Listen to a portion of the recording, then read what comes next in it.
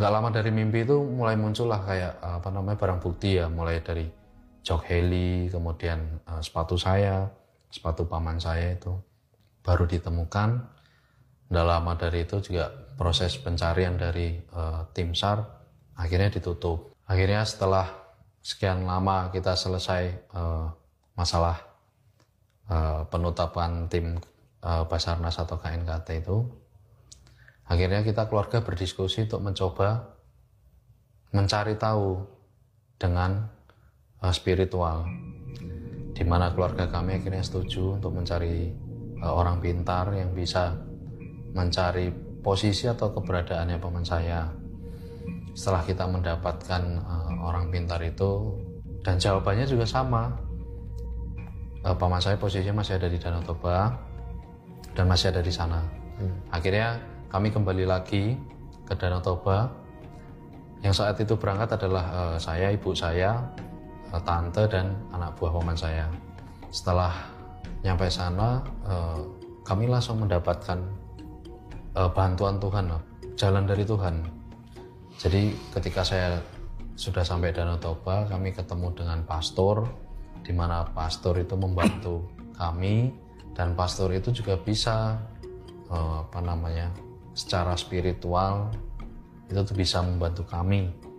Dan akhirnya diputuskan pastor membantu kami untuk mengambil tanah dan air di lokasi yang sudah ditentukan, di mana kami juga harus meminta izin oleh adat setempat untuk mengambil tanah dan air itu sebagai gantinya tubuh dari paman saya. Jadi maksudnya mengambil tanah dan air untuk apa gitu?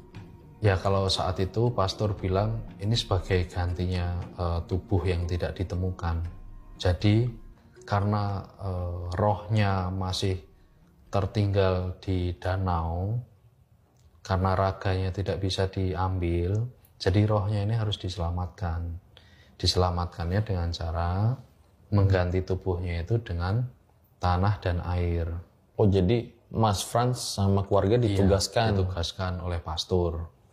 Berarti kalau menurut pastor sudah meninggal paman dan kru lainnya, rohnya harus diselamatkan? Iya, dan rohnya harus diselamatkan. Karena di Katolik juga percaya bahwa api penyucian adalah salah satu untuk menghapuskan segala dosa-dosa. Oke. Ya, jadi setelah itu kita kembali lagi ke gereja untuk mendoakan tanah dan air nanti yang untuk dibawa pulang dimakamkan. Kami juga mendapatkan bantuan dari saudara juga, yang saudara tidak kenal istilahnya, karena kami dibantu juga. Kami dibantu, kami datang ke Pusuk Buhit namanya, di mana kami harus mendaki dulu ke sampai puncak Pusuk Buhit, di mana di Pusuk Buhit nanti diadakan ritual atau doa adat Batak, di mana kami sudah siap semua. Salah satunya adalah saya, korban yang selamat saat kecelakaan. Saya itu meminta untuk bagaimana nih, maksudnya kru paman saya yang tidak ditemukan nih, apakah masih bisa, tubuhnya itu bisa ada gitu kan. Nah, setelah kita menjalankan ritual. Baik, jadi setelah mengambil tanah dan air itu sama saudara yang sebetulnya dikenal, ya, menjalani proses adat di sana. Ya, di Pusuk Buhit. Oke. Dan di Pusuk Buhit kami juga, saya sendiri kaget mendengar jawaban dari opung. Jadi saat melakukan ritual itu ada saudara-saudara saat itu tuh kerasukan opung-opung, menggunakan bahasa Batak semuanya. Saya juga baru tahu tuh ditranslatekan ketika sudah selesai. Jadi intinya kami kru heli itu tuh melakukan kesalahan, tapi dia tidak menyebutkan kesalahannya apa. Dan kami harus lebih untuk tahu diri.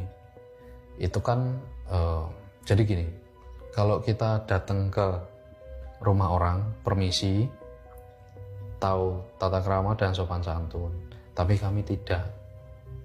Setelah itu opung itu yang berbicara itu cuma bilang jagalah diri kalian. Udah gitu. Nah, saat itu di kondisi di pucuk bukit itu, di puncaknya itu memang penuh dengan orang-orang yang sedang camping tuh Bang. Nah, akhirnya yang kemasukan roh opung ini tadi teriak, kalau tempat ini nih bukan untuk tempat kalian camping. Nah, akhirnya saat itu juga kami bantu untuk mulangkan mereka semua yang camping-camping di situ. Karena ini adalah tempat untuk berdoa adat Batak. Tempat suci menurut menurut roh leluhur itu. Iya, di situ. Dan saya mencoba untuk menggabungkan ketika dari pastor dan ritual yang di pucuk bukit ini, ternyata ya betul jadi masuk akal gitu loh. Ternyata ya mungkin kami melakukan kesalahan